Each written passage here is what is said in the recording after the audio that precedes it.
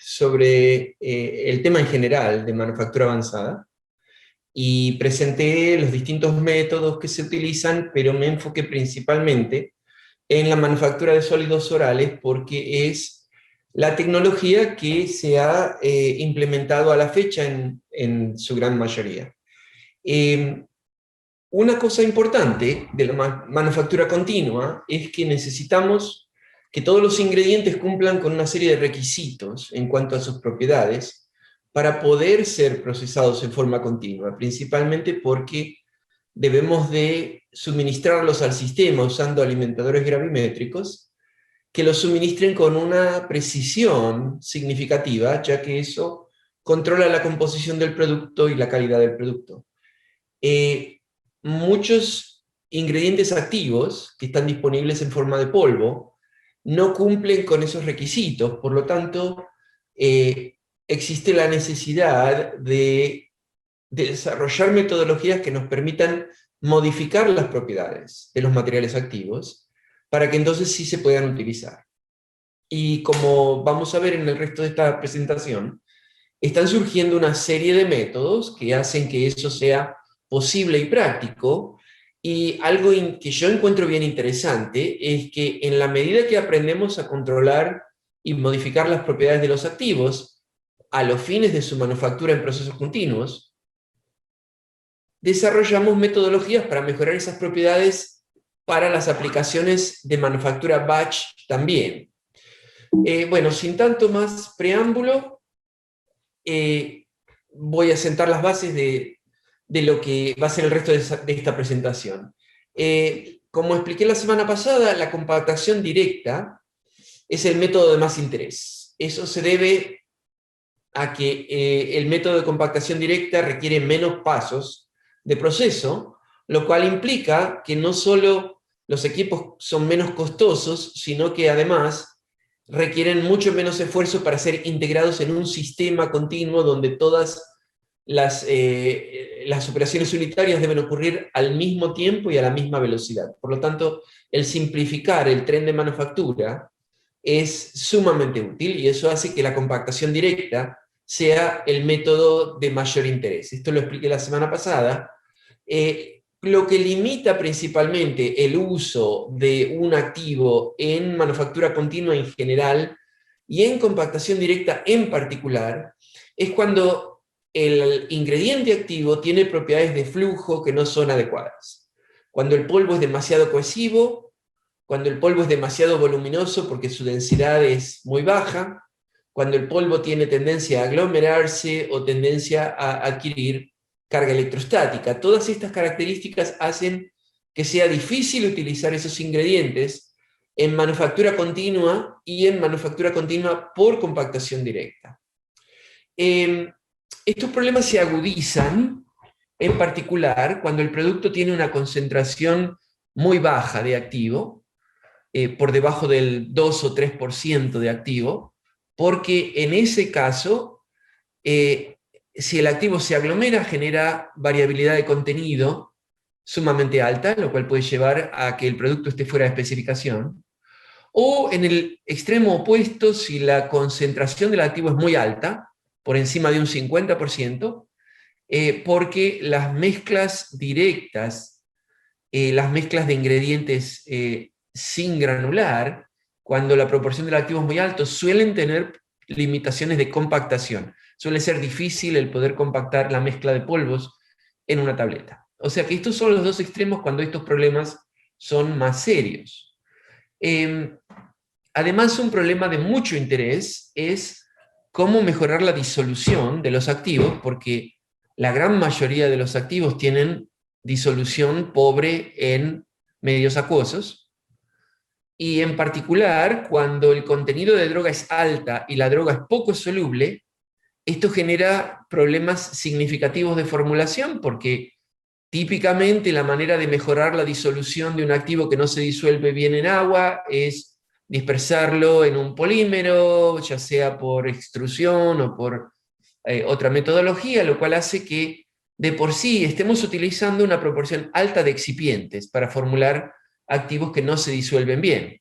Pero si la cantidad de activos es grande y no se disuelve bien y tengo que usar una cantidad significativa de excipientes, voy a terminar con una tableta demasiado grande.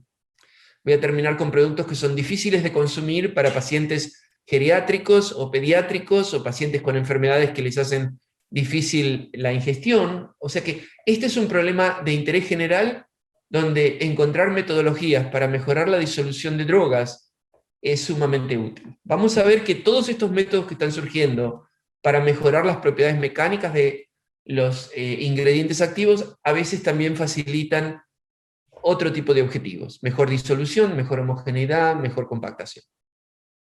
Volviendo un poquito a centrarnos en lo que es el proceso continuo por compactación directa, aquí les muestro una figura donde básicamente identificamos dos módulos. El módulo de arriba son los alimentadores gravimétricos, potencialmente un molino y un mezclador continuo. Todas estas operaciones las describimos en la charla anterior. Y un segundo módulo suele ser la máquina compresora, que en realidad incluye dos procesos independientes. Uno es la caja de alimentación y el otro es el proceso en sí de compactación, donde el polvo se expone a alta presión para formar una tableta sólida. Uno puede preguntarse, para empezar, cuáles son los mecanismos de falla que hacen que este proceso no funcione. Si queremos identificar cuáles son las propiedades a mejorar, tenemos que enfocarnos en las propiedades que causan que el proceso no funcione. Por lo tanto, el primer foco aquí es identificar los modos de falla. Y hemos identificado varios modos de falla que son fácilmente reconocibles y los solemos expresar en forma de preguntas. El primer modo de falla es si los ingredientes se los puede alimentar en la proporción necesaria, al flujo requerido. El segundo es si la variabilidad que se observa en flujo es aceptable, si el mezclador puede disipar la variabilidad de alimentación para todos los ingredientes. Esto no es una pregunta menor, ya que los distintos ingredientes responden diferentemente en los alimentadores, por lo tanto, dependiendo del tipo de alimentador y del ingrediente, cada uno expresa su variabilidad. Todo esto es un poquito repaso de la charla anterior. Tercera pregunta es si el activo se aglomera. Un punto importante es que en los alimentadores de tornillo el polvo está siendo comprimido de manera de ser desplazado por el tornillo. El tornillo, al girar y al mover el polvo, lo comprime. Por lo tanto, ingredientes activos que tienen una alta propensión a densificarse pueden ser aglomerados en los alimentadores. Esa es la razón por la cual en muchas líneas se utilizan molinos, pero esto no es el 100%, hay líneas que no tienen molinos, y en esas líneas, si algún tipo de ingrediente, y en particular el activo, se aglomera en el alimentador, esos aglomerados pueden sobrevivir el pasaje por el mezclador y pueden terminar causando problemas de uniformidad de contenido. Entonces la cuarta pregunta es si el mezclador es capaz o no de homogeneizar la mezcla. Eso realmente tiene dos dimensiones. Una es lo que es el mezclado macroscópico, que es la homogeneización de la mezcla en general, o sea, es el que los ingredientes que están entrando separados al mezclador, al salir están lo suficientemente integrados en una mezcla que tendría la misma composición al paso del tiempo. Pero hay una segunda dimensión, que es precisamente el micromezclado, que es la pregunta si el mezclador puede dispersar los aglomerados, puede lograr el contacto efectivo, por ejemplo, entre el lubricante y el resto de los materiales, si está produciéndole daño al material, otro tipo de cuestiones, ¿verdad? Nos interesa también saber si la mezcla tiene propiedades de flujo adecuadas para poder ser entonces alimentada con precisión a los dados de compactación, y las dos preguntas finales que tienen que ver más que nada con la formulación y con el efecto de la energía y el trabajo mecánico durante el proceso es si las tabletas van a tener la dureza deseada y si se van a disolver en la forma requerida. A esto le podríamos agregar también si son friables, en fin, hay otra serie de factores de calidad, pero los más importantes son dureza y disolución, además de homogeneidad, ¿verdad? El tema de la dureza y la disolución están relacionadas con la cantidad de trabajo mecánico que se le ha aplicado a la mezcla, porque la presencia de lubricantes, como por ejemplo el estearato de magnesio, que tiene un punto de fusión bien bajo y es un material muy frágil, si en el proceso se lo expone a demasiada energía mecánica, eso puede causar sobrelubricación, y los síntomas más comunes de sobrelubricación son la pérdida de la dureza de la resistencia mecánica de las tabletas, y también que la disolución es más lenta porque los lubricantes suelen ser materiales hidrofóbicos y al dispersarse excesivamente pueden causar que la mezcla no se, que, perdón, que las tabletas no se disuelvan de acuerdo a las especificaciones. Estos modos de falla tienen ciertos síntomas que nos permiten identificarlos. Por ejemplo, el primer modo de falla se expresa como que no logramos la proporción correcta en los ingredientes. Tenemos demasiado o demasiado poco de algún ingrediente que no está podido ser alimentado en la proporción deseada, porque el mezclador no tiene la capacidad de hacerlo. En la segunda pregunta, bueno, vamos a observar variabilidad en el flujo instantáneo. Va a oscilar y va a oscilar tal vez en demasía. El tercero es la presencia de aglomerados que se pueden detectar. Hay distintas formas de buscar a los aglomerados y detectarlos. Hay métodos estadísticos, hay métodos analíticos. Si la mezcla no logra la homogeneidad necesaria, vamos a ver variabilidad en el contenido de droga en el producto final. Si las propiedades de mezcla no son las adecuadas, vamos a ver flujo discontinuo. Por ejemplo, la mezcla puede formar un arco en el tubo de alimentación y se nos queda básicamente sin polvo la tableteadora. Podemos ver el caso opuesto, donde el flujo es demasiado rápido. Hay toda una serie de síntomas relacionados con propiedades de flujo inadecuadas. Otro síntoma importante cuando el flujo es inadecuado es que vamos a observar demasiada variabilidad en el peso de las tabletas. Una de las consecuencias inmediatas de que la mezcla sea demasiado cohesiva es que la alimentación de polvo a los dados de compresión es variable, y eso se expresa en variabilidad en el peso de las tabletas, en la densidad de las tabletas y en la fuerza de compresión que la tableteadora va a aplicar. Y bueno, en los otros dos casos se detectan cuando se hace el control de calidad. Si la dureza no es la adecuada, lo vamos a ver porque es una de las cosas que se mide directamente en la sala de manufactura. Y si el producto no se disuelve en forma adecuada, eso se va a detectar cuando se hacen los estudios para liberar producto a mercado. Lo interesante es que cada una de estas formas de falla y cada uno de estos síntomas se correlacionan con ciertas propiedades de materiales. Todo esto lo va a explicar Gerardo en más detalle la semana que viene, así que no me quiero poner en demasiado tiempo en esto, pero hay ciertas propiedades específicas que nos permiten predecir si un ingrediente o una mezcla va a tener estos problemas, y van a ver la semana que viene cómo manejamos toda esta información, pero en el caso en particular de esta charla, lo que me interesa es precisamente el poder modificar las propiedades que afectan a los ingredientes activos. La densidad del ingrediente activo, la permeabilidad del ingrediente activo, su cohesión, su tendencia a comprimirse o adquirir carga electrostática y su tendencia a disolverse en forma intrínseca. Son algunas de las propiedades que más me interesa controlar en los activos.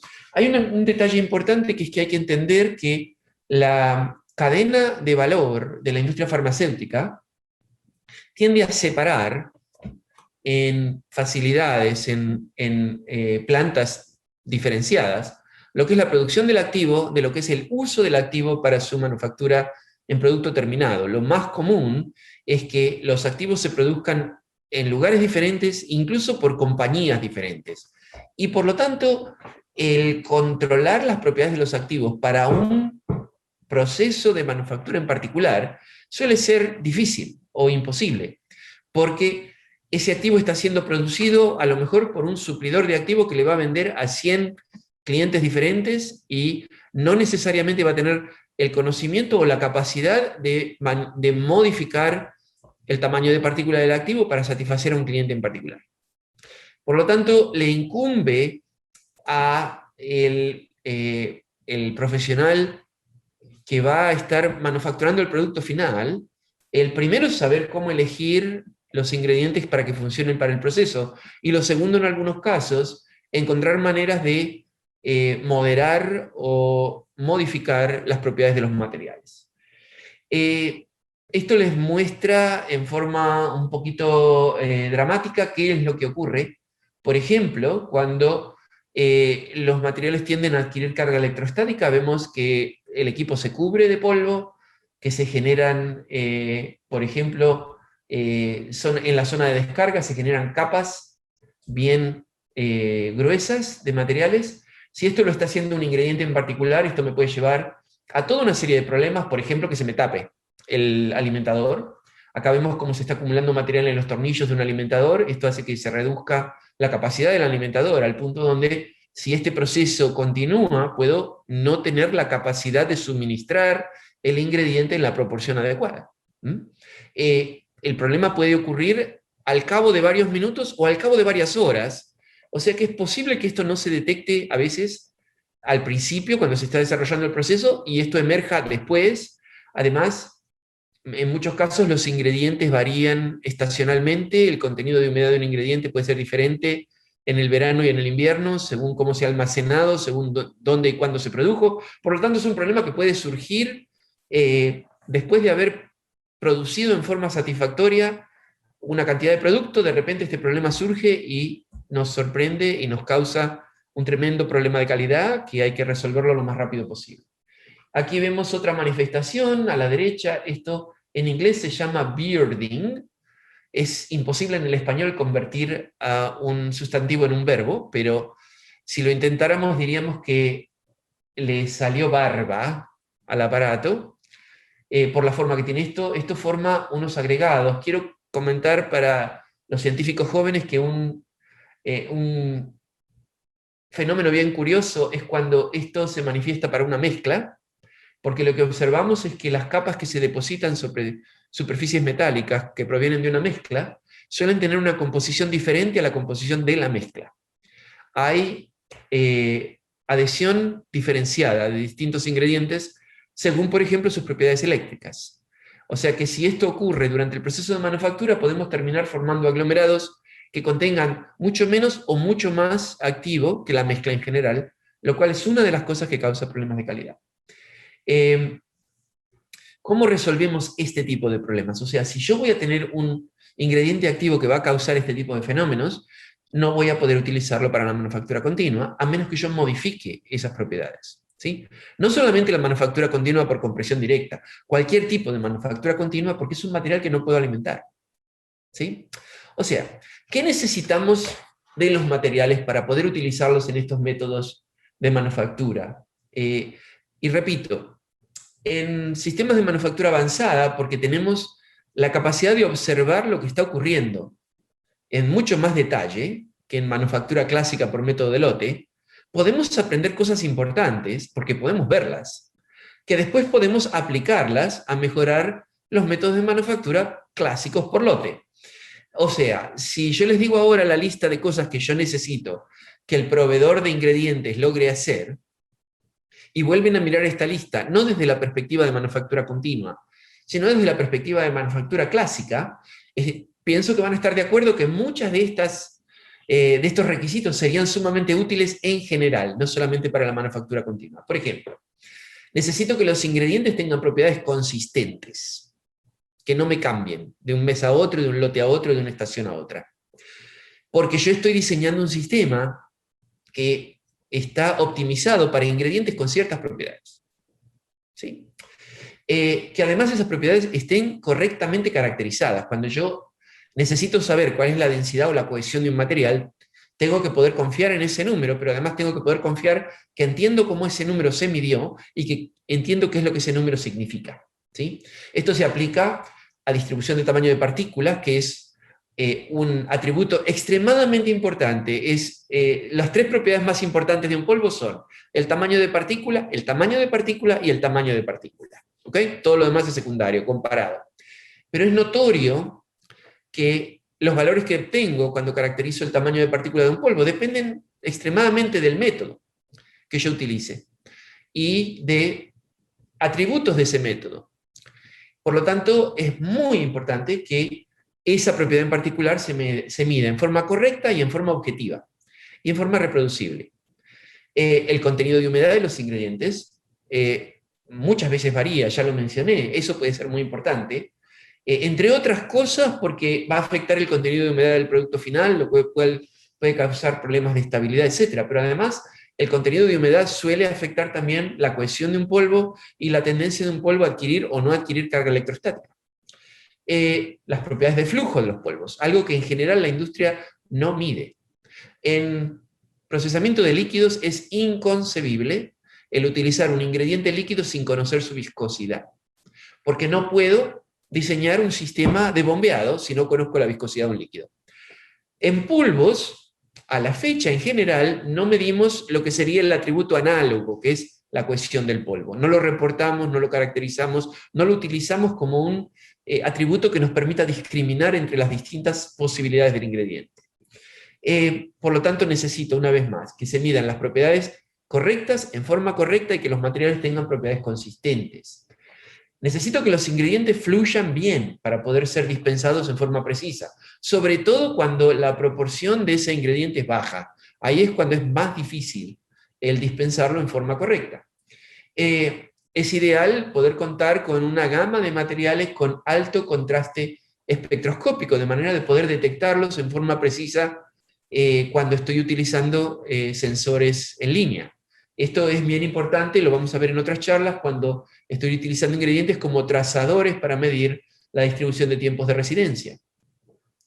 Excipientes multifuncionales, sobre todo si quiero reducir la cantidad de excipientes, es sumamente útil que el mismo excipiente que va a ser mi binder de compresión tal vez tenga también atributos de mejorar cómo se moja un ingrediente, que me sirva, por ejemplo, como un humectante, o distintos tipos de combinaciones de propiedades. Esto está llevando, por ejemplo, a una tendencia a comercializar mezclas de excipientes con distintas funcionalidades, que los materiales tengan tendencia reducida a adquirir carga electrostática. Esto es extremadamente importante en manufactura continua. Que los materiales interactúen con los ingredientes activos en forma predecible.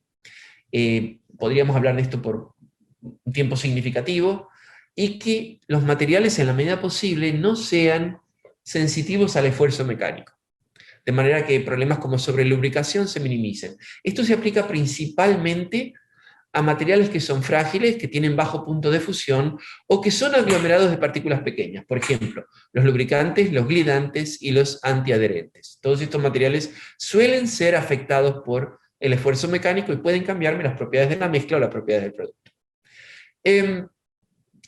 Por lo tanto, hemos desarrollado toda una serie de métodos, de los que voy a describir algunos nada más, con los objetivos de mejorar las propiedades de los ingredientes activos, propiedades de flujo, tendencia de aglomerarse, tendencia a adherirse, compactabilidad. Mejorar la calidad del producto, en particular homogeneidad y disolución, y mejorar el proceso. Hacer que el proceso sea lo más simple posible, con el menor número de pasos posible, que el proceso responda lo más rápido posible, porque eso lo hace más controlable, y eso también me facilita el desarrollo del proceso y la optimización de la formulación.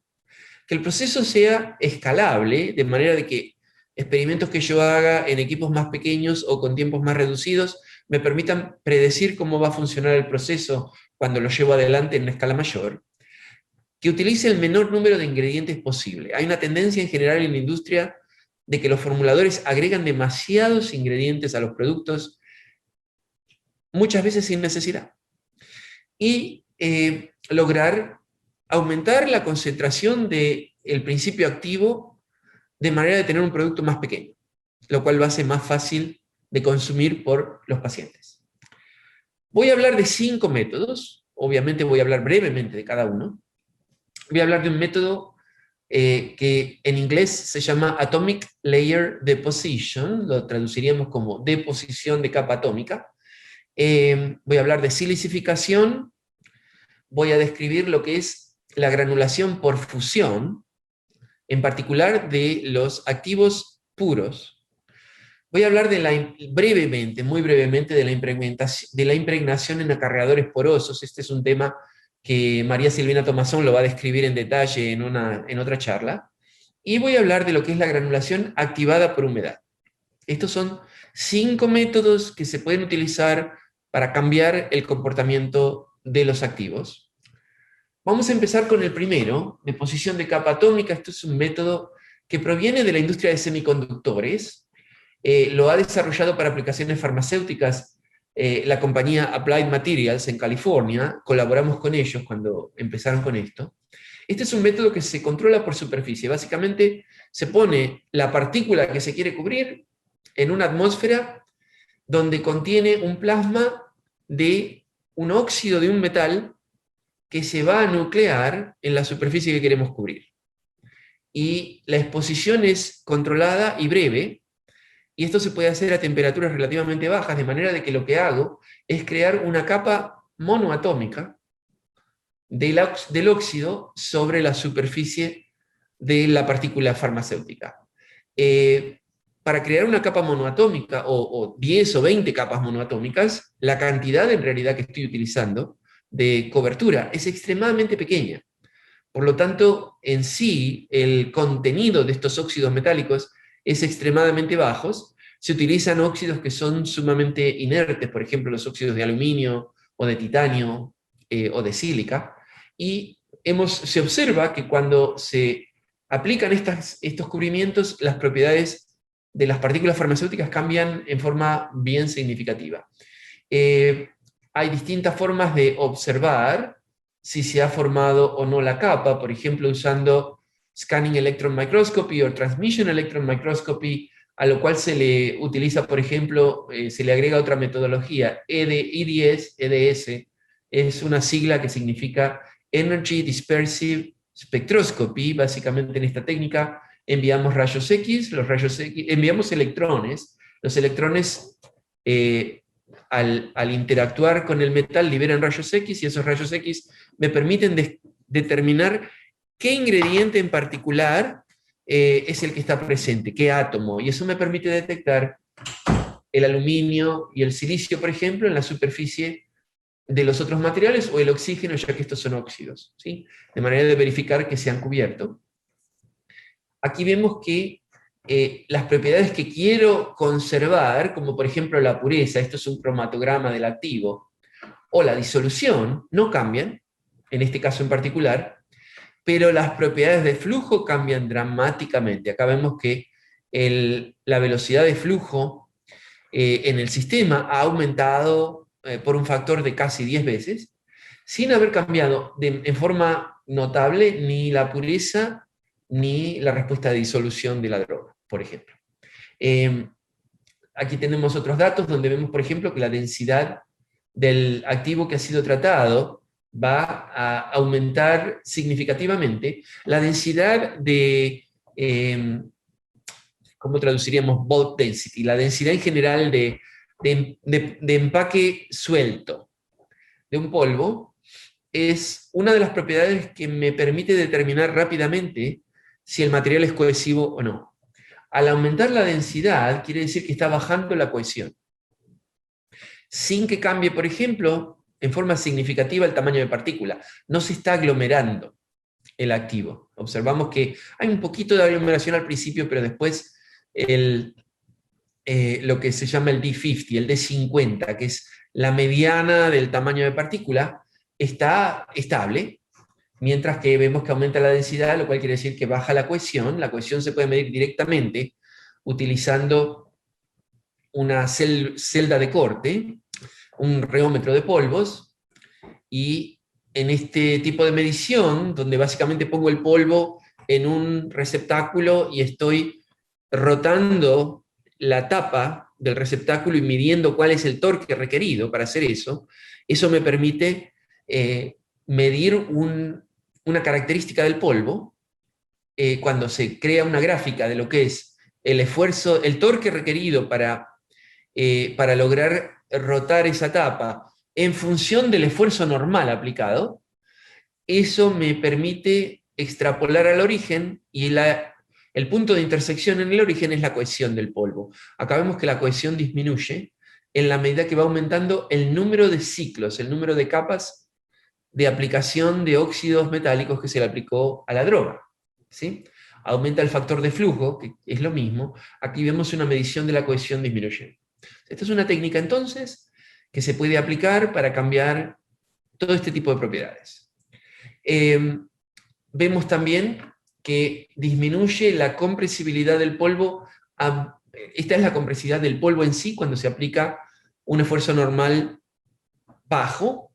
Esto es una de las cosas que quiero ver, como describí antes. Si el polvo es excesivamente compresivo o compresible, se me va a aglomerar en los tornillos de alimentación, y al disminuir la cohesión, disminuye la compresibilidad, me genera un material que es mucho más conducente, mucho más adecuado para el uso en manufactura continua.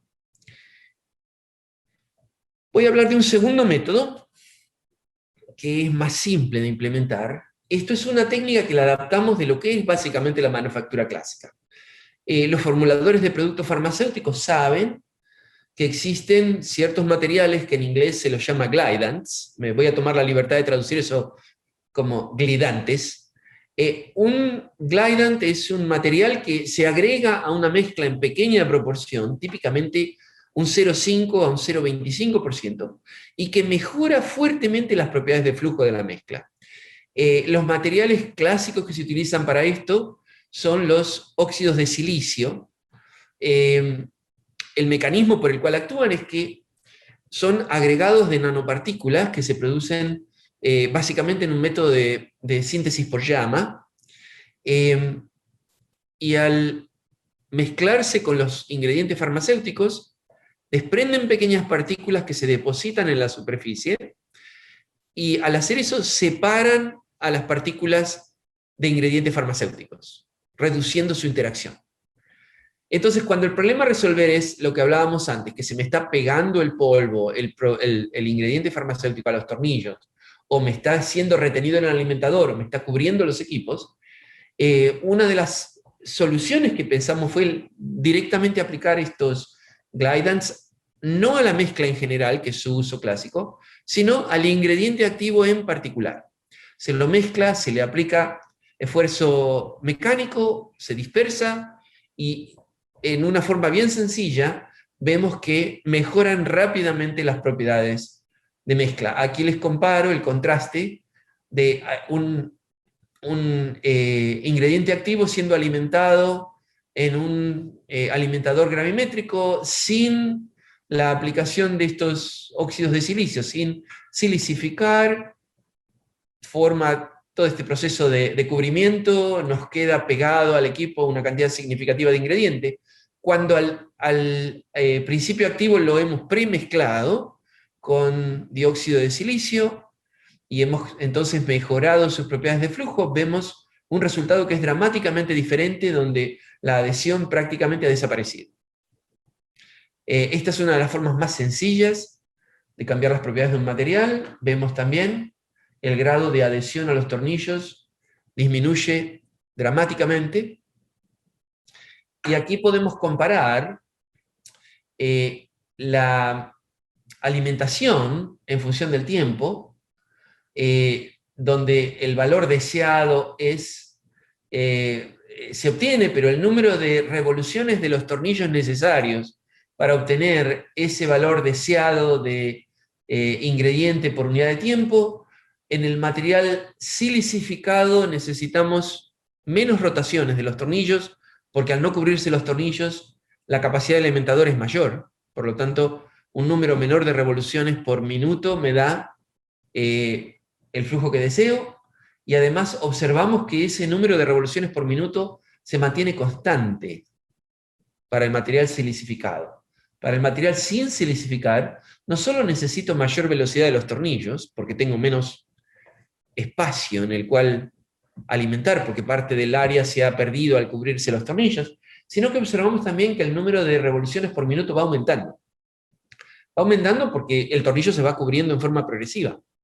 Y para ciertos materiales vamos a llegar a un punto donde el proceso se va a interrumpir, no va a poder ser continuado. Lo que también podemos comparar es el flujo instantáneo, y lo que observamos es que el material con silicificación, el material silicificado, me demuestra un flujo mucho más estable, con mucho menor variabilidad, al ingrediente activo puro sin silicificar, que muestra una variabilidad significativamente mayor. Ese fue el segundo método. Vamos a hablar del tercer método. Este es un método también adaptado de lo que son metodologías de manufactura clásicas. Esto es granulación por fusión, lo cual puede utilizarse en general con el principio activo antes de que entre al proceso de manufactura continua, o se lo puede llevar adelante como parte del proceso de manufactura continua. Granulación por fusión es un método clásico de granulación, se desarrolló en la década del 80 básicamente, se ha utilizado muchas veces básicamente en lo que es la forma clásica de utilizar este proceso. Mezclamos al ingrediente activo con otro material con un punto de fusión mucho menor.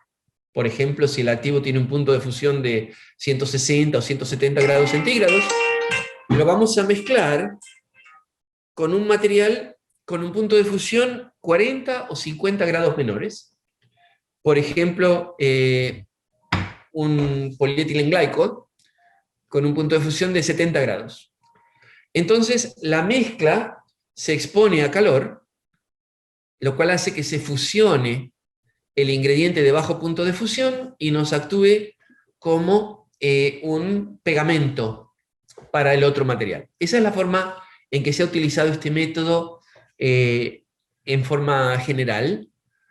Lo que hemos estado haciendo es un poquito diferente. Lo que hemos visto es que para ciertos activos que tienen puntos de fusión bajo de por sí, por ejemplo, el guaifenesin tiene un punto de fusión de alrededor de 68, 69 grados, el ibuprofeno también. Esos materiales se pueden granular por fusión en forma pura, porque su punto de fusión es lo bastante bajo y es mucho menor a la temperatura que causaría degradación química del principio activo, del ingrediente activo. Por lo tanto, se lo puede alimentar en forma pura y se pueden formar gránulos que son 100% principio activo. Esto se puede hacer en procesadores de tornillo, extrusores. Los describimos anteriormente como herramientas que se utilizan para muchas otras cosas, por ejemplo, para granular en forma húmeda. En esta charla los vamos a ver cómo se los utiliza de otras maneras. Básicamente entra el activo, se lo alimenta a este procesador de tornillo, los tornillos están dentro de un barril. Los tornillos cumplen varias funciones, una de ellas es, obviamente, es el impulsar el movimiento del material de manera de que entre, transcurra y salga.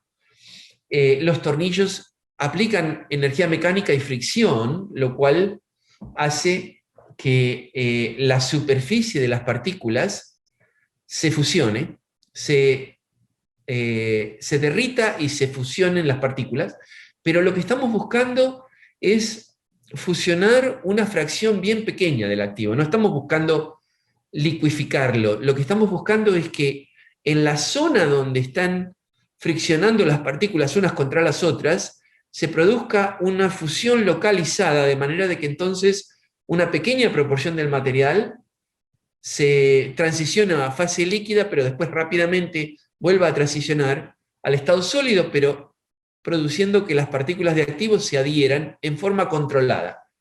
Se puede aplicar además calor utilizando el barril de por sí, donde tengo la oportunidad de aplicar calor en forma controlada y después restar esa energía en otras zonas donde bajo la temperatura, de manera que lo que se descarga del proceso son gránulos que contienen 100% de droga activa. Les voy a mostrar datos para dos casos en particular que mencioné antes, ibuprofeno y guaifenesin. Estas son dos drogas de uso masivo, donde el poder bajar los costos de manufactura es importante.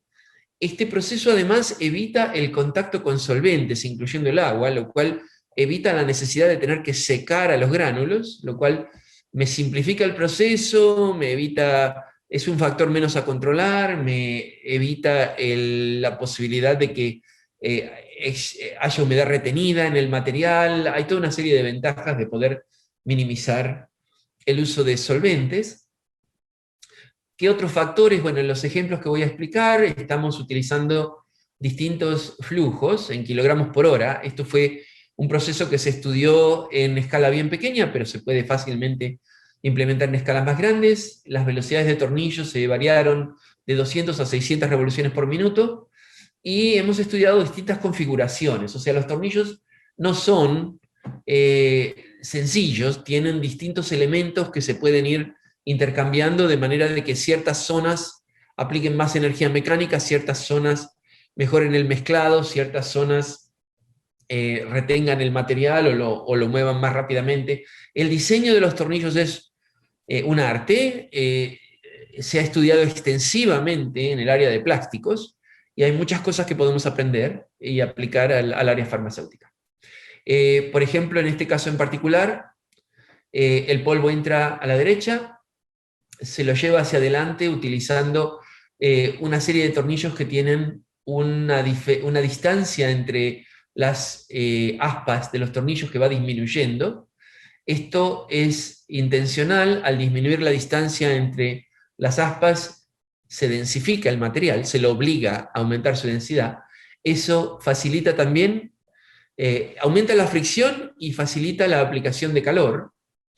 Hay distintas zonas donde se produce un amasado, una aplicación de mezclado a escala de partícula.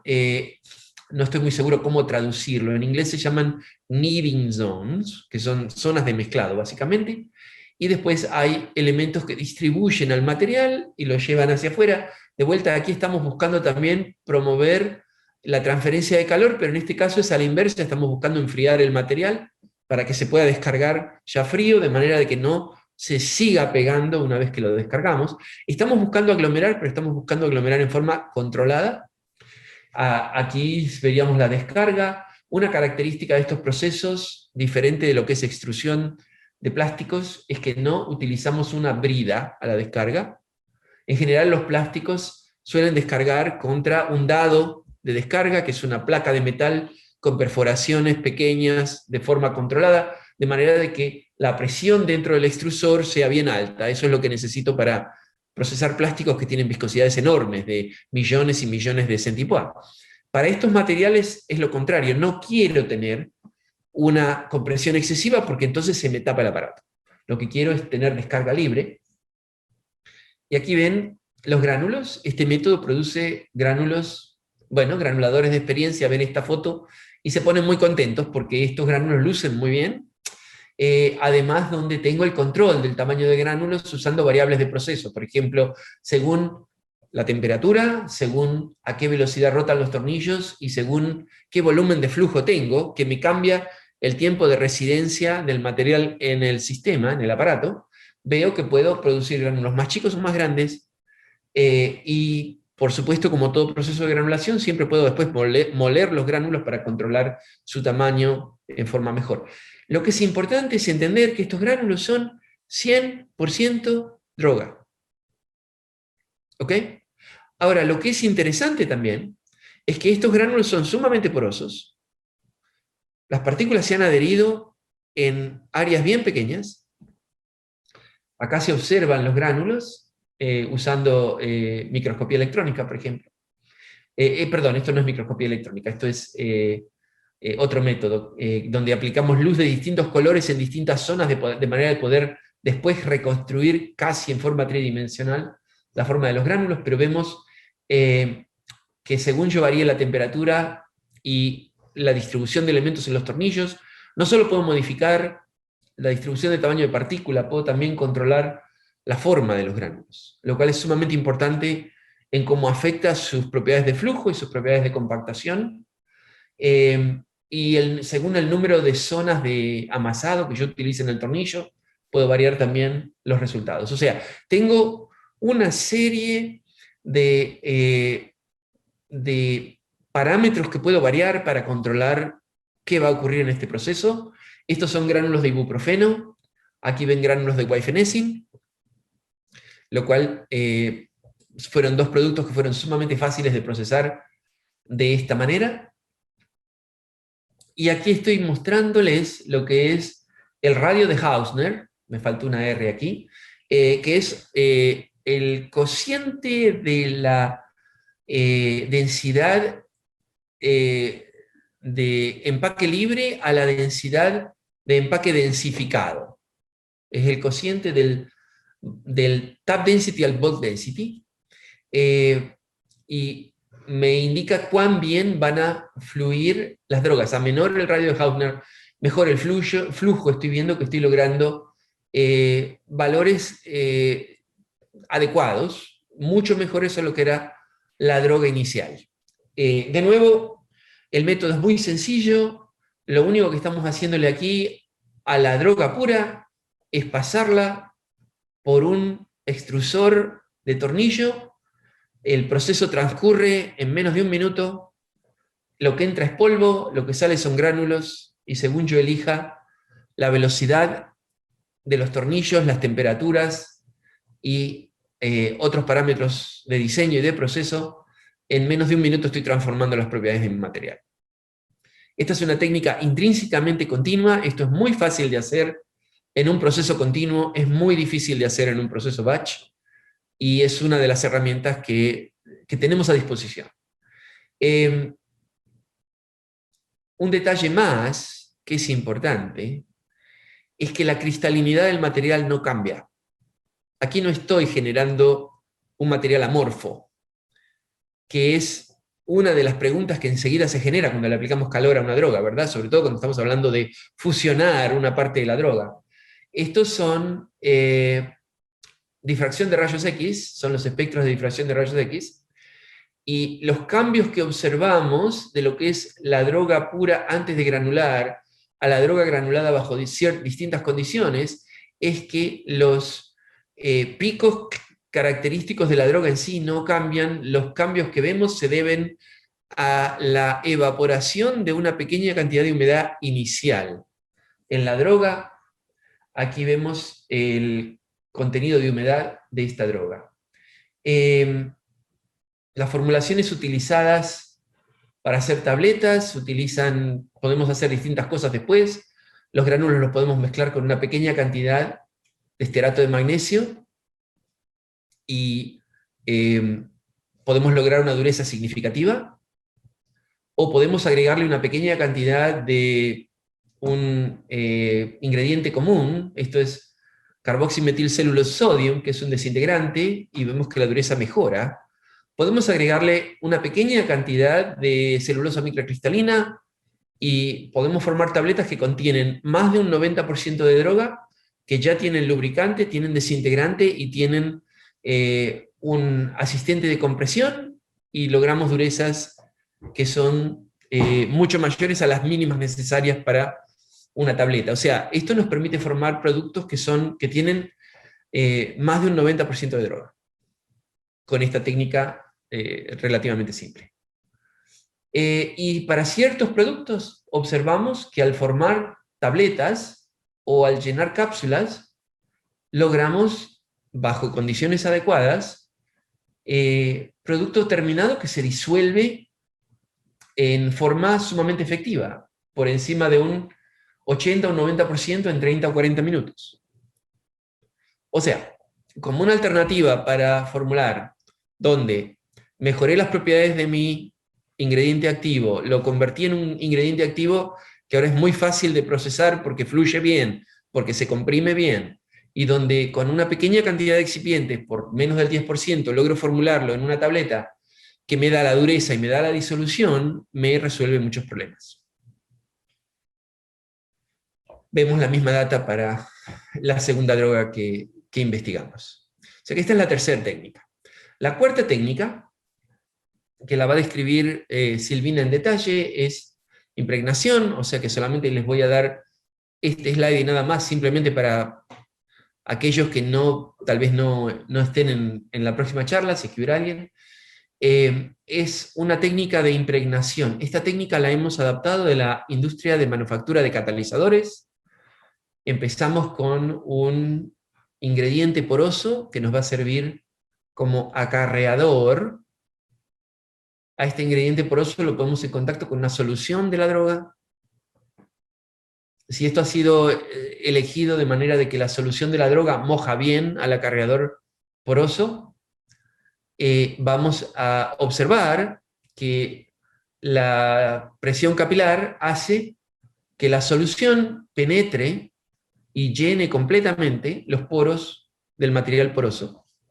El único requisito para lograr esto es que yo seleccione un solvente que moje bien al acarreador poroso. Y de hecho puedo agregarle un surfactante de ser necesario, o sea, eso no es difícil de lograr y eso me da un acarreador impregnado que contiene a la droga en solución, pero adentro de los poros.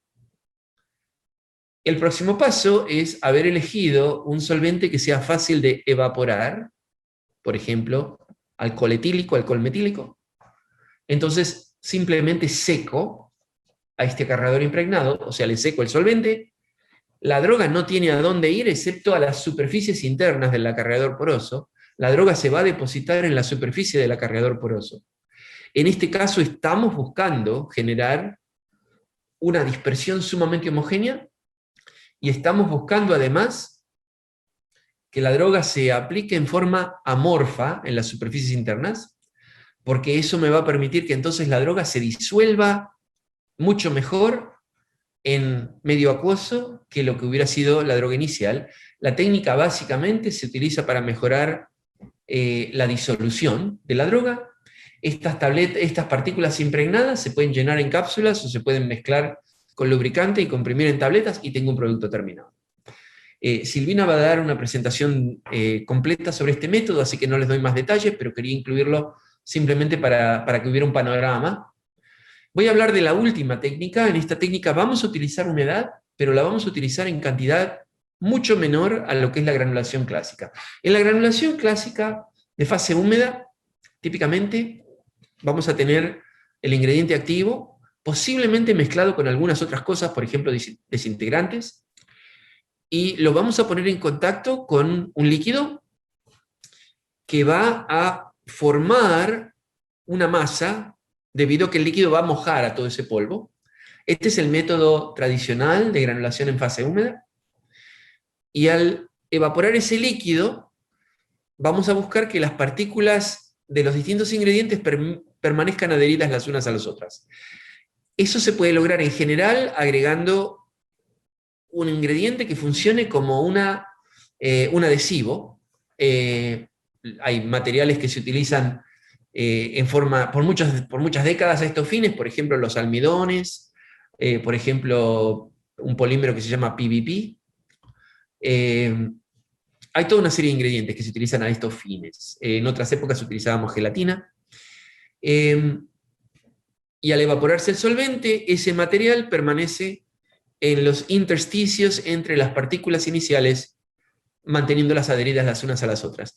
El ingrediente, el adhesivo, puede ser predisuelto en el líquido o puede ser premezclado con los demás ingredientes en el polvo, o las dos cosas también es posible.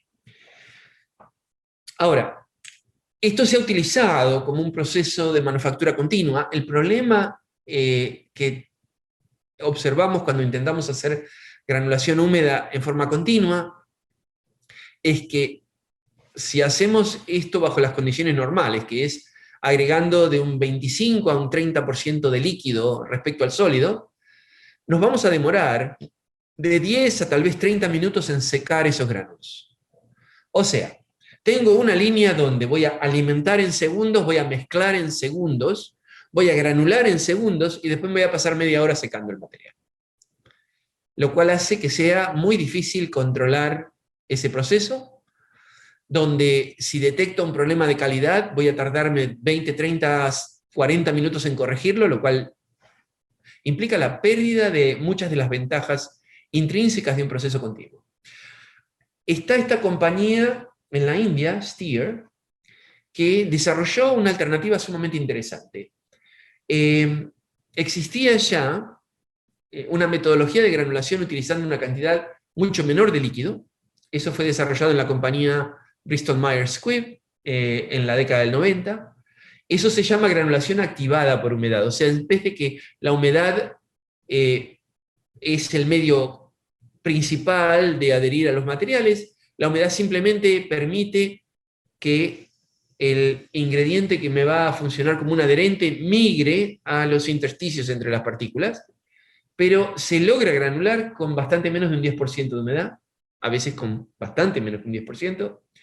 Al bajar la cantidad de humedad, es más fácil evaporarla. Lo que esta compañía logró, que fue interesante, disculpen el ruido, es granular y secar en un solo aparato. Bueno, no importa. Lo que vamos a observar acá es que entra el polvo puro, se granula y se seca en el mismo aparato y sale en forma de gránulos secos, es descargado en forma de gránulos secos. Estos gránulos tienen propiedades de flujo mucho mejores a lo que es el polvo inicial. El granulador de tornillos tiene varias zonas, varios bloques de control de temperatura. Cada una de estas series de tornillos es un área de control de temperatura diferente. Entonces el polvo entra por un punto de entrada, se bombea el líquido que se va a utilizar como líquido de granulación en otra, se lo dispersa rápidamente utilizando un cabezal de dispersión, se diseñan los tornillos de manera de que se logre mezclado rápido, y no, esto no quiero volver aquí, se utiliza la mayor parte del sistema para secar esos gránulos. ¿Qué tanto ruido? Así que les voy a mostrar experimentos que se han llevado adelante, donde se caracteriza la granulación utilizando paracetamol, que en otros países se lo conoce como acetaminofén. Esto lo hemos granulado en distintos tipos de aparatos, por lo tanto podemos comparar los distintos procesos. Esto nos permite investigar distintas formulaciones, utilizando métodos de granulación activados por humedad, y investigar y comparar los resultados con otras técnicas, como por ejemplo la granulación por fusión. Me olvidé, cuando hablaba de granulación por fusión, de darle crédito a nuestros colaboradores de la Universidad del Sur, planta piloto de ingeniería química en Argentina, en particular Ivana Cotabarren, que pasó un verano en nuestro laboratorio y llevó adelante los experimentos que les mostré cuando hablaba de granulación por fusión. O sea que más vale tarde que nunca. Volviendo a este tema, que es granulación facilitada por humedad, entonces en el tubo de alimentación entra el líquido y entra aire a presión que se va a utilizar para dispersar el líquido. Entonces el material se expone a distintas temperaturas, lo vamos calentando progresivamente y después le aplicamos una temperatura más alta para evaporar el líquido, pero el tiempo que van a transcurrir los gránulos en las zonas de alta temperatura es de unos pocos segundos. Lo que estamos buscando es la evaporación rápida de la humedad, de manera que los gránulos salen del mismo aparato ya secos. Aquí les muestro, por ejemplo, la distribución de tamaño de partícula que se observa, por ejemplo, cuando granulamos paracetamol, y después se lo puede mezclar con otros materiales. En este caso, la granulación contenía otros ingredientes, pero hemos también granulado la droga en estado puro, que termina siendo 98% de droga, 2% de adhesivo. En los gránulos finales, aquí se ven de vuelta fotos obtenidas con esta técnica que usa luz de varios colores, donde se ven unos gránulos que son prácticamente esféricos, con una distribución de tamaños bastante angosta, y con atributos de flujo sumamente convenientes. Aquí comparamos la densidad aireada y la densidad de empaque densificado, lo que se llama el bulk density y el tap density de la formulación, y vemos de vuelta un radio de Hausner de 1.27, que es un valor sumamente adecuado para este tipo de procesos. Así que en conclusión, tenemos varias tecnologías de preprocesado o coprocesado de API que se pueden utilizar para mejorar las propiedades y la manufacturabilidad. Y esto nos facilita la implementación de manufactura continua en general y de manufactura continua por compresión directa en particular. Una vez que el material ha sido convertido por silicificación, por granulación por fusión, por granulación mediada por humedad o por cualquiera de estas otras técnicas o por alguna de las otras técnicas que no hemos descrito. Hay 2 o 3 métodos más. Este es un material que ahora tiene las propiedades adecuadas para poder ser procesado en una línea de compactación directa. O sea, lo único que tengo que hacer con ese material es mezclarlo con los ingredientes extragranulares, comprimirlo en tabletas o llenarlo en cápsulas, o sea que en 2 o 3 pasos más de proceso estoy produciendo producto terminado, con todas las ventajas y atributos que describí en la charla anterior. Ahora, si piensan un poco en lo que hemos hablado, si estamos modificando las propiedades de los ingredientes para que fluyan mejor, para que no se adhieran, para que puedan ser dispersados más fácil en otros ingredientes, de manera que logremos mejor homogeneidad, mejor o más rápida disolución, o mayor contenido de droga, menor uso de excipiente.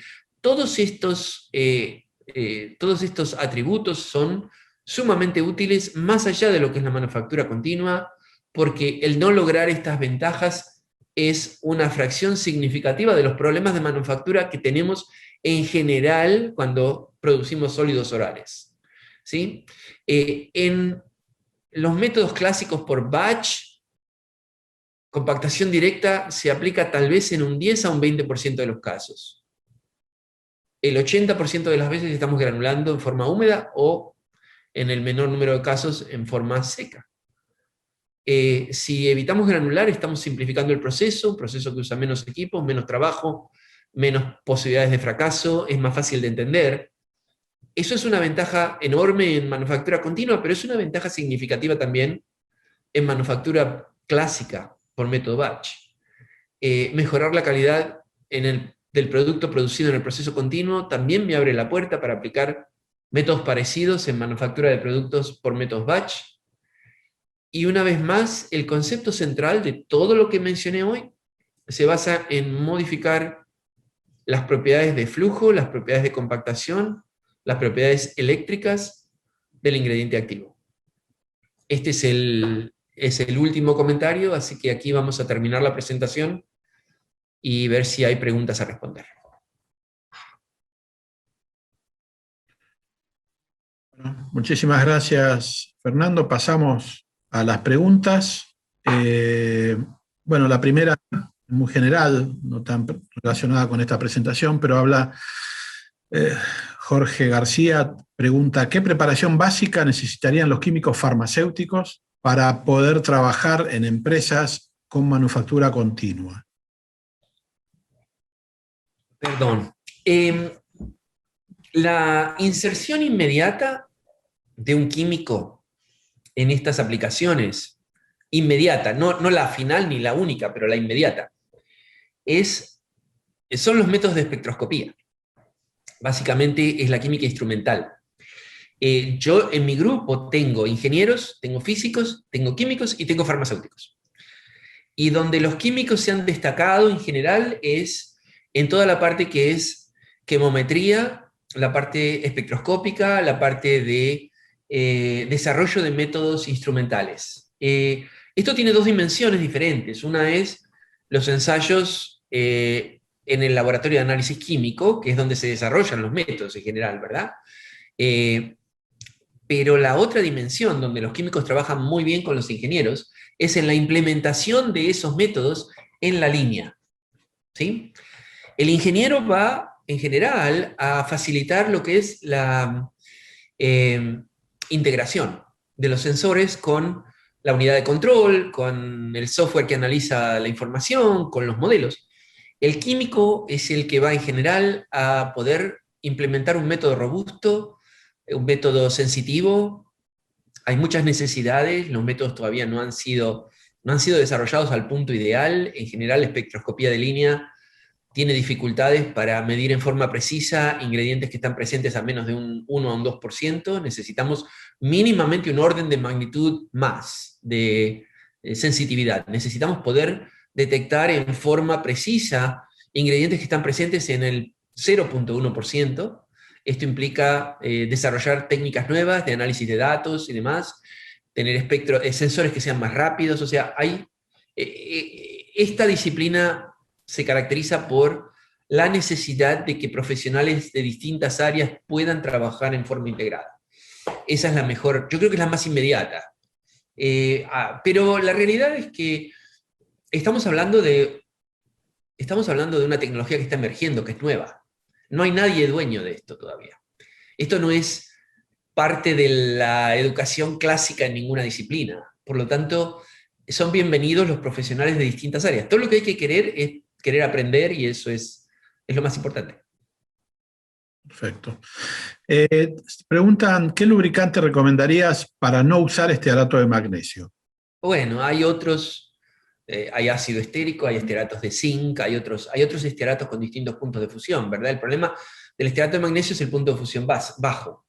Pero no es necesario evitar el estearato de magnesio, lo que es necesario es evitar el trabajo mecánico excesivo.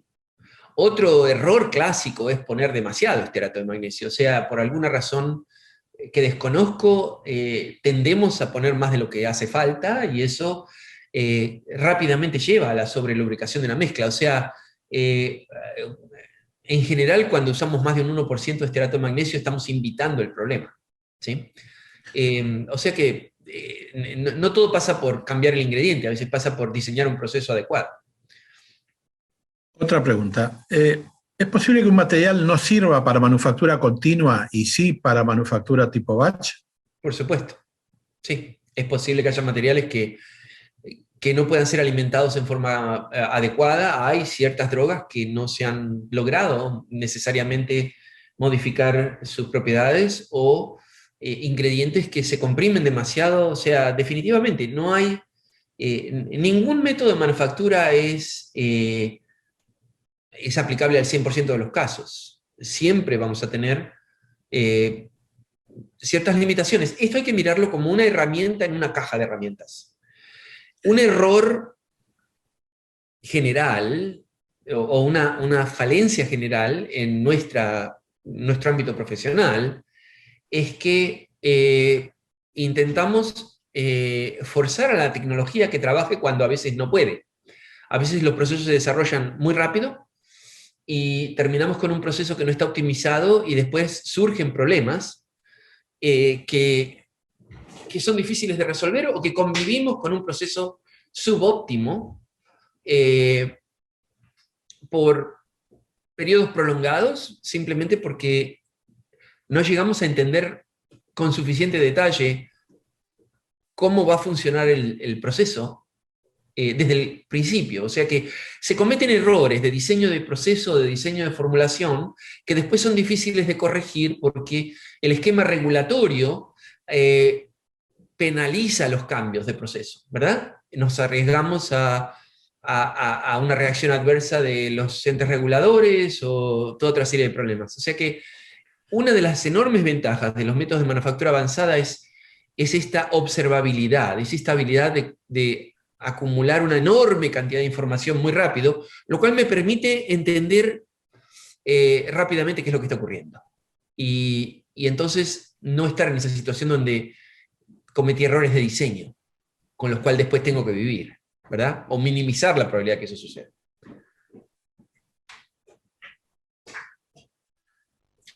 Muy bien. Otra, ¿la silificación no afecta la velocidad de disolución del API? Ah, Hola, hola.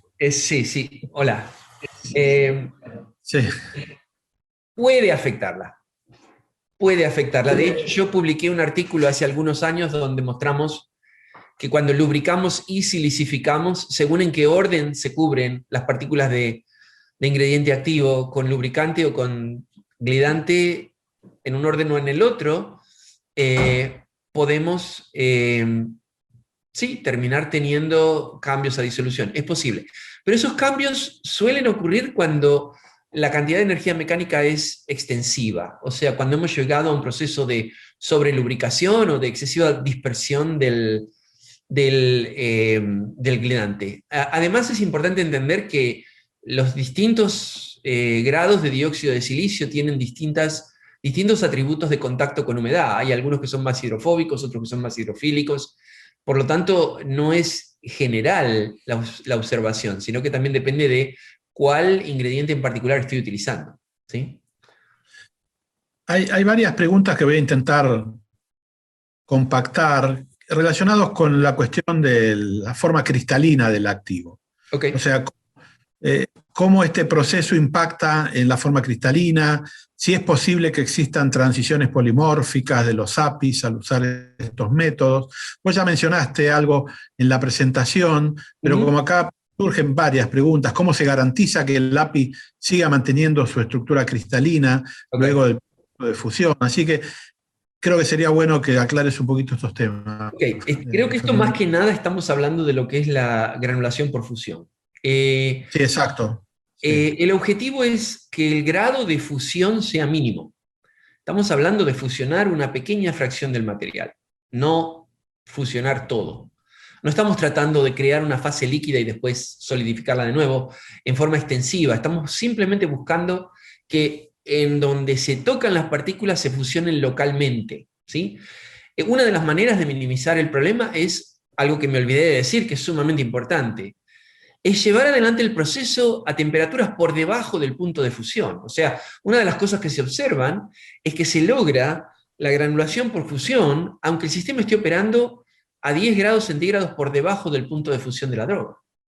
Porque el calor lo acerca al punto de fusión, pero es la energía mecánica donde las partículas experimentan fricción, donde localmente se produce entonces la transición, porque la fricción agrega el poquito que falta, ¿sí? Para que se fusionen solamente donde se tocan. La verificación es simplemente comparando los espectros de espectroscopía, ¿no? de dispersión de rayos X. Garantías. Bueno, la necesidad del análisis de estabilidad de producto sigue existiendo y va a existir, no importa lo que uno haga, no es una desventaja de este método, porque si lo hice de otra manera, igual voy a tener que hacer mi análisis de estabilidad, voy a tener que poner producto en cámara de estabilidad acelerada, voy a tener que mirar si cambió la disolución. Eso lo voy a hacer sí o sí. Y las garantías no existen. O sea, la realidad es que una mezcla polimórfica puede ocurrir si la droga tiene tendencia a formar distintos polimorfos. Con eso vivimos. Hay historias clásicas, los que tenemos unos añitos encima nos acordamos de ciertas drogas que un buen día se les ocurrió cambiar el hábito cristalino en medio de un proceso de manufactura y nunca más, digamos, cambió eso de vuelta y generó problemas de calidad por mucho tiempo. O sea, eh, no hay garantías, pero estamos buscando minimizar el riesgo, por lo tanto, operando a temperaturas por debajo del punto de fusión, minimizando el tiempo de residencia del material en el proceso, enfriándolo rápidamente una vez que se logró la fusión de las partículas y la formación de aglomerados, la formación de gránulos, ¿verdad?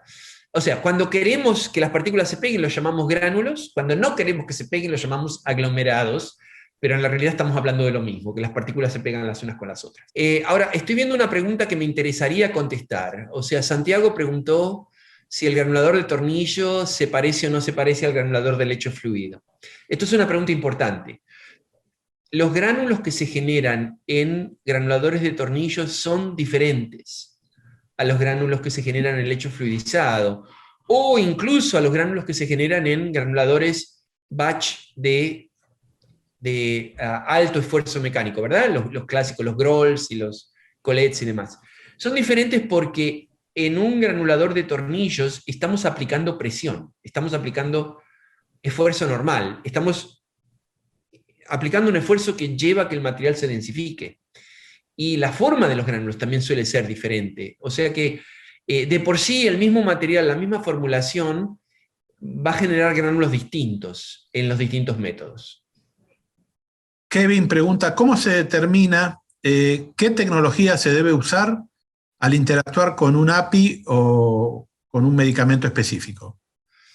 Bueno, la selección de la tecnología idealmente responde a los atributos de producto que quiero lograr, principalmente, ¿sí? ¿Qué cantidad de droga va a estar presente, en qué proporción, con qué atributos de disolución, etcétera?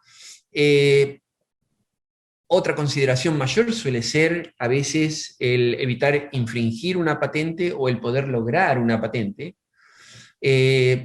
pero en general el tipo de formulación me va a determinar en forma significativa cuál es la tecnología adecuada. Hay que entender que estas son tecnologías que están surgiendo, que están siendo creadas en los últimos años. Por lo tanto, todavía no existe un consenso de cuál es la mejor para un proceso, un producto en particular. Lo que sí vemos también es que la industria en general, en la medida que se va popularizando la manufactura continua, va adoptando compresión directa como el método dominante. O sea, si en manufactura clásica lo que domina es la granulación, en manufactura continua lo que domina es la compresión directa, por todas las razones que ya expliqué, que es más simple, que es más barata, o sea, que es más controlable. Lo que está surgiendo un poco es el consenso, es intentar primero hacerlo por compresión directa. Y si no se puede, entonces ir a un método de granulación, y según la compañía suelen preferir granulación húmeda o granulación seca.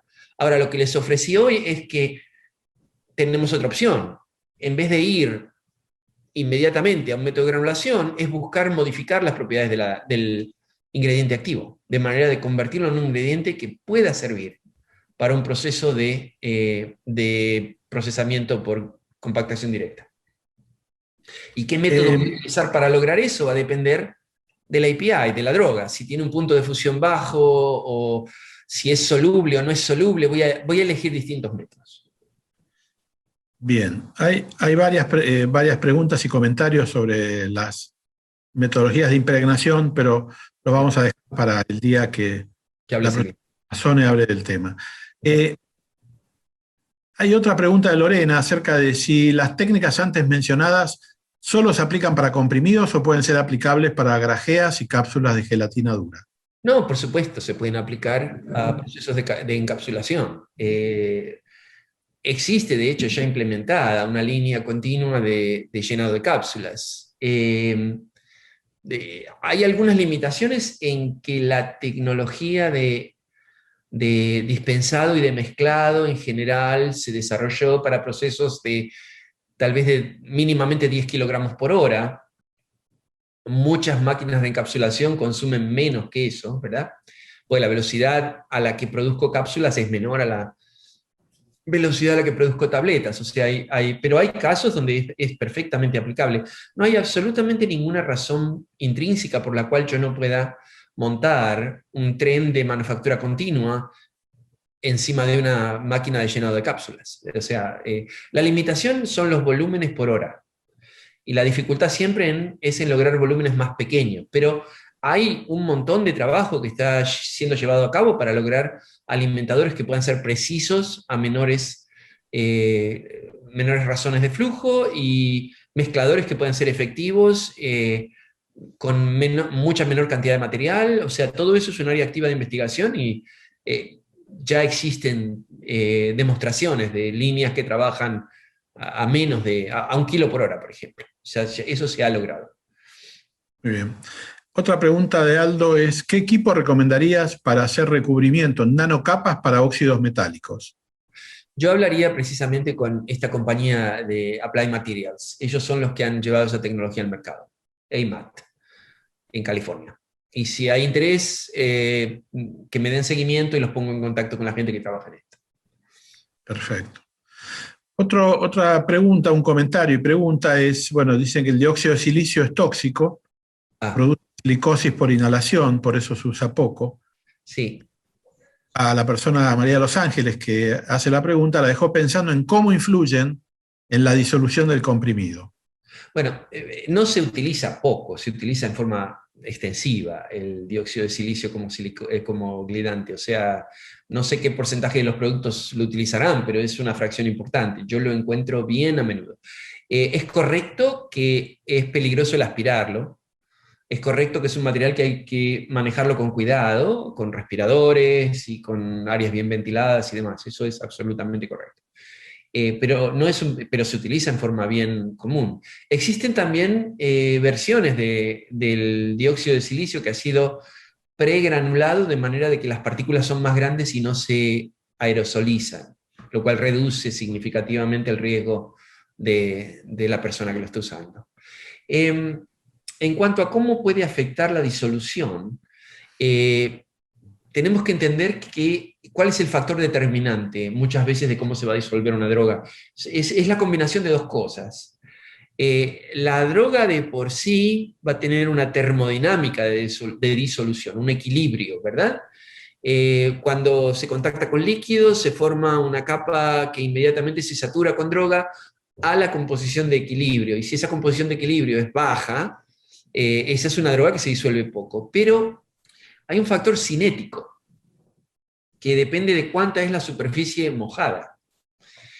Y estos dos factores se combinan. Una de las cosas que a veces afecta cómo se va a disolver una droga es que cuando las drogas que se disuelven en forma inadecuada suelen también ser hidrofóbicas, lo cual quiere decir que van a retener pequeños paquetitos de aire en los intersticios entre las partículas de droga, que son difíciles de desplazar porque la droga no se moja, y eso también causa que la droga se disuelva más lentamente. Cualquier material que yo deposite en la superficie de la droga puede modificar el mojado. En general, cuando hablamos de que se pierde disolución por presencia de lubricantes o de dióxido de silicio o cualquier otro material que se deposita en la superficie, es porque estoy modificando la habilidad de los fluidos gástricos o del líquido que se utiliza para hacer el test de mojar a la droga. Eso es lo que suele ser el factor determinante, porque la tendencia termodinámica a disolverse en general no va a cambiar mucho. Hay técnicas de formulación donde puedo cambiar el pH localmente o puedo, ¿verdad?, agregar algún tipo de material que genere un complejo. Eso son métodos un poquito más avanzados, pero en general estoy modificando el mojado del material, incluso dentro de la tableta. Muy bien. Rocío pregunta si los sistemas tradicionales de compactación han quedado obsoletos. No. Las tableteadoras son las mismas que se usan para batch y para continuo. El requisito no es en sí que cambie la tabletadora. El cambio más importante a las máquinas de compresión es el que les vamos a agregar sensores. Sensores en la caja de alimentación o en la tolva de alimentación, ¿verdad? Y además vamos a utilizar... Perdón, está hablando del roller compactor. Exacto, iba a aclarar eso, que está hablando del roller compactor. No, bueno, tampoco han quedado obsoletos porque también se utilizan compactadores de rolos en procesos continuos. Pero se utilizan en una fracción relativamente menor de casos. O sea, el estimado es que los compactadores de rolos se van a usar tal vez algo así como el 10% del tiempo, que es más o menos la misma proporción en la que usamos compactadores de rolos en procesos batch. O sea, no son metodologías que dominen los procesos de manufactura, ni en batch ni en continuo.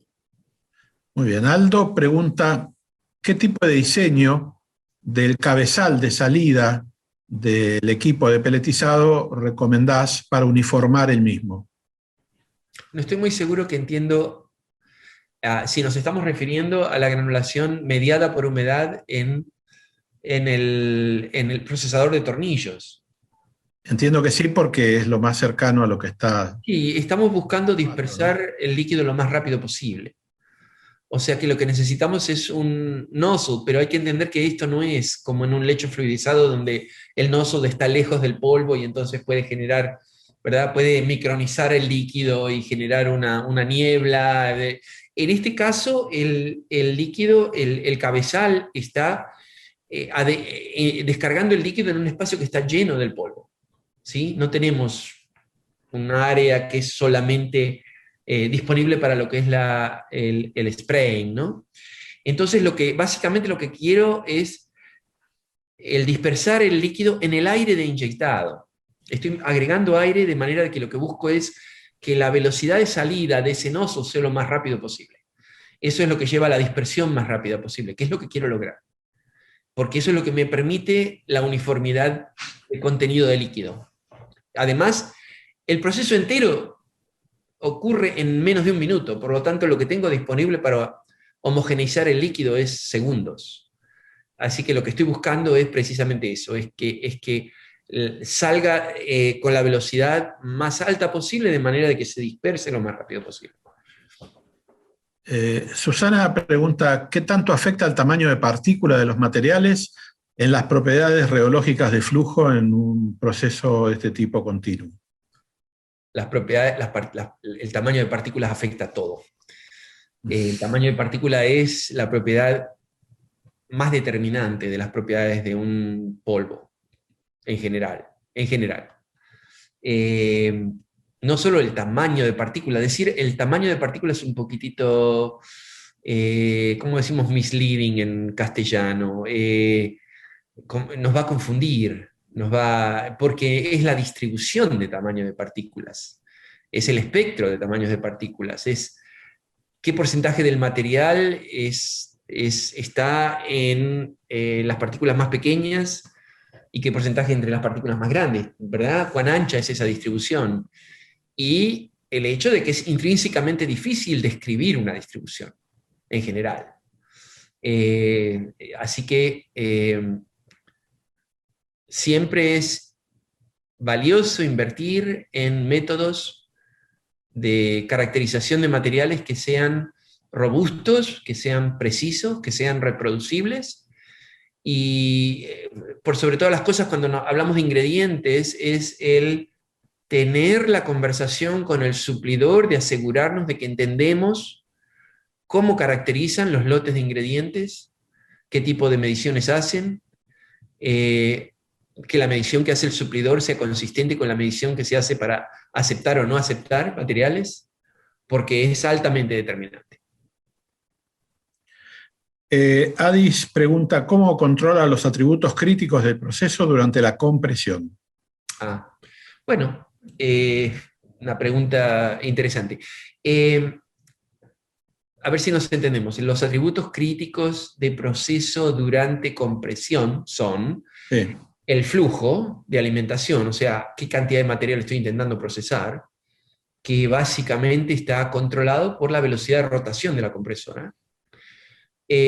La fuerza de precompresión y de compresión principal, estas dos fuerzas de compresión, porque generalmente las máquinas tienen dos rolos de compresión, se pueden utilizar para controlar el peso y la dureza de las tabletas, porque la señal de precompresión me puede indicar qué cantidad de polvo estoy poniendo adentro del dado, ¿verdad? Si conozco la fuerza de precompresión y conozco el desplazamiento de los punzones,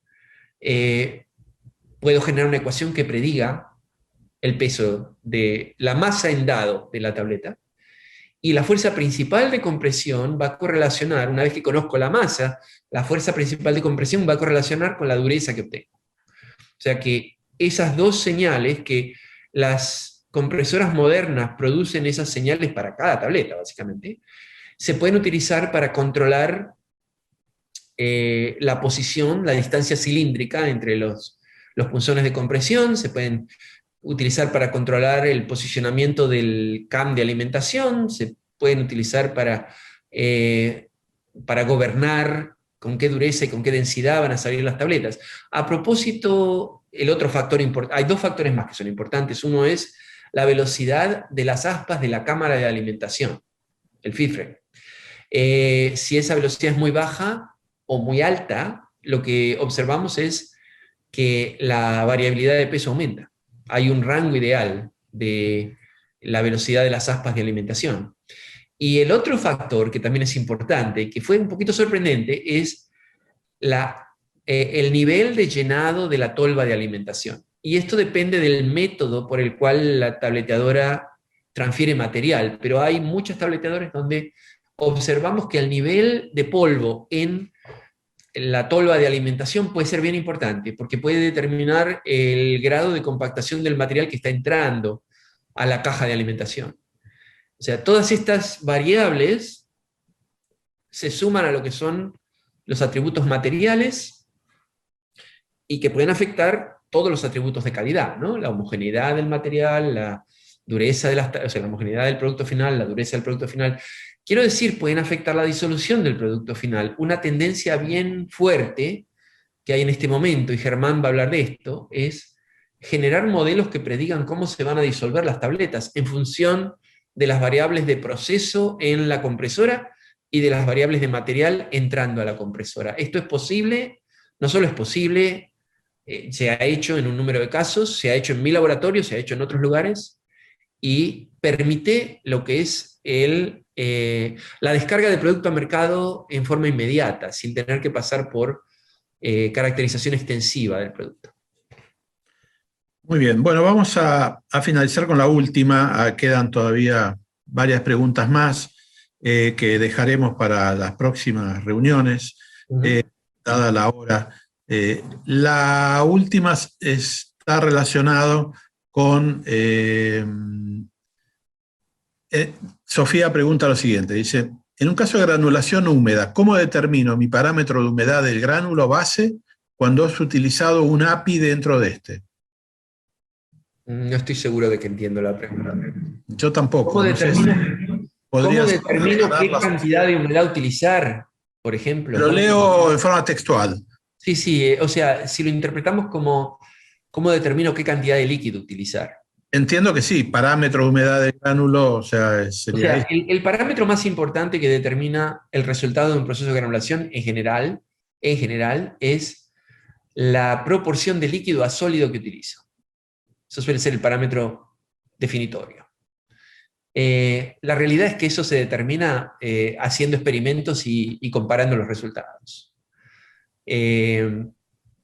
No hay, hasta donde yo conozco, no hay una ecuación que me lo prediga, en general. Puedo, sí, hacer experimentos donde varío esas proporciones y de los resultados puedo obtener entonces una ecuación que se aplica a esa formulación en particular, que la puedo utilizar para optimizar la cantidad de líquido a usar. Pero quiero advertir que se ha observado experimentalmente que la cantidad ideal de líquido depende de la escala del equipo. O sea, la proporción ideal en un aparato pequeño de laboratorio puede ser diferente a la cantidad ideal de líquido en un sistema de manufactura de escala de producción. Y esto es una de las sorpresas que a veces nos llevamos cuando hacemos el escalado en métodos de manufactura batch y se aplica también a métodos continuos. O sea que es empírico. Bueno, si no hay ningún comentario más, le agradecemos al profesor Mucio nuevamente su excelente intervención y nos vemos el miércoles que viene a la misma hora con la presentación del profesor Calegari.